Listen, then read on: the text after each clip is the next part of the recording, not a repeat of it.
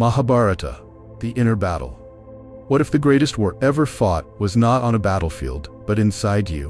What if every conflict, every betrayal, every moment of doubt you've ever faced had already been lived, mapped, and decoded thousands of years ago? What if I told you the story you think you know as the Mahabharata is not a story at all? It is a mirror, and today you are going to see yourself in it. The Mahabharata is not just the longest epic ever written. It is not just a tale of kings, warriors, and divine intervention. It is a living consciousness, a transmission, a blueprint of human nature at its most raw, most divine, and most dangerous. And if you truly listen today, you will not leave the same, because this is not about the past. This is about you.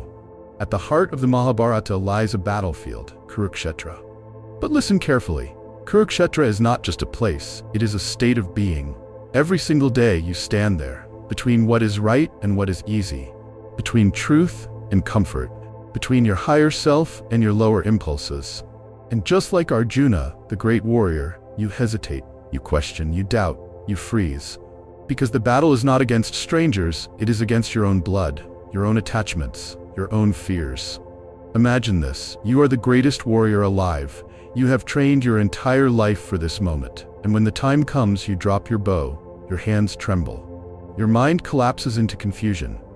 I cannot do this. I will not fight. I would rather walk away than face this pain. Sound familiar? Because this is not weakness. This is awareness awakening. And in that moment of breakdown, something extraordinary happens, because when the noise of certainty dies, truth can finally speak. In that moment, Krishna speaks. Not as a god above, but as the consciousness within. And what he reveals is not comfort.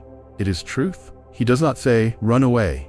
He does not say, avoid pain. He does not say, choose what feels good. He says, see clearly. Because your suffering is not caused by the battle. It is caused by your attachment to outcomes. You see, the Mahabharata does not teach you how to win. It teaches you how to act without being enslaved by victory or defeat. This is the paradox. You must give everything, and yet be attached to nothing. You must fight without hatred. You must act without ego. You must live without fear of loss. And that is the highest level of mastery. Now listen carefully. Every character in the Mahabharata is inside you. The Pandavas, they are your higher qualities: integrity, courage, truth, discipline. The Kauravas, they are your shadows: jealousy, greed, ego, blind ambition. And the war, it is inevitable, because growth demands conflict. There is a moment in the Mahabharata where Duryodhana, the antagonist, says something terrifyingly honest. He says, I know what is right, but I do not do it. I know what is wrong, but I cannot stop. Let that sink in, because this is the human condition. You already know, you already feel the pull of truth, but something inside you resists. Why?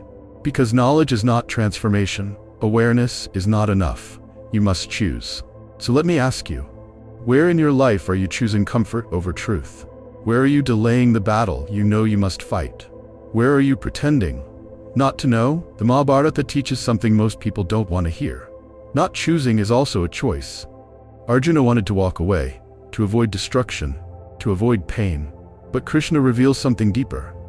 If you abandon your Dharma, your purpose, you will not escape suffering. You will multiply it. Because the cost of avoiding your path is losing yourself. Dharma is not just duty, it is alignment with your truth. And when you betray it, you feel it. As anxiety, as restlessness, as that quiet voice that never lets you fully relax. Because deep down, you know, another illusion the Mahabharata shatters is control. You think you control outcomes. You think you control success. You think if you plan perfectly, you can avoid chaos. But the battlefield teaches otherwise. You control only one thing, your action, not the result. This is karma yoga. Act with full intensity, but release your grip on the outcome. Because attachment creates fear. Fear creates hesitation. Hesitation destroys clarity. And without clarity, you lose the battle before it begins. You don't lose because life is unfair. You lose because your mind is divided. Now let's go deeper. Bhishma, one of the greatest warriors, a man of immense wisdom, and yet he fights on the wrong side. Why? Because of a vow. A promise made long ago. And here's the tragedy. A vow that was once noble becomes a prison. How many of you are living like Bhishma, holding on to identities, beliefs, commitments that no longer serve truth? The Mahabharata warns you, loyalty without awareness becomes destruction.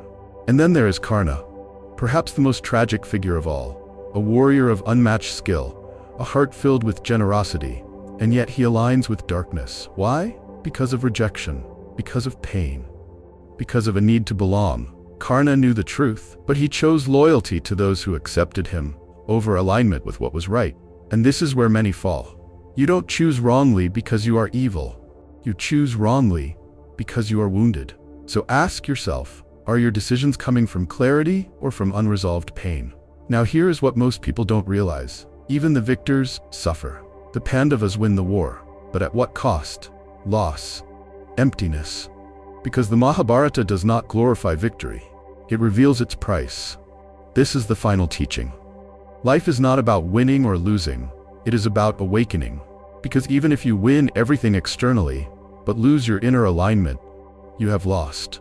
And even if you lose everything externally, but remain aligned with truth, you have transcended. So what does the Mahabharata demand of you? Not belief, not admiration, not passive listening. It demands transformation. It demands that you face your inner battlefield, recognize your shadows, act without attachment, align with your Dharma, and most importantly, stop running.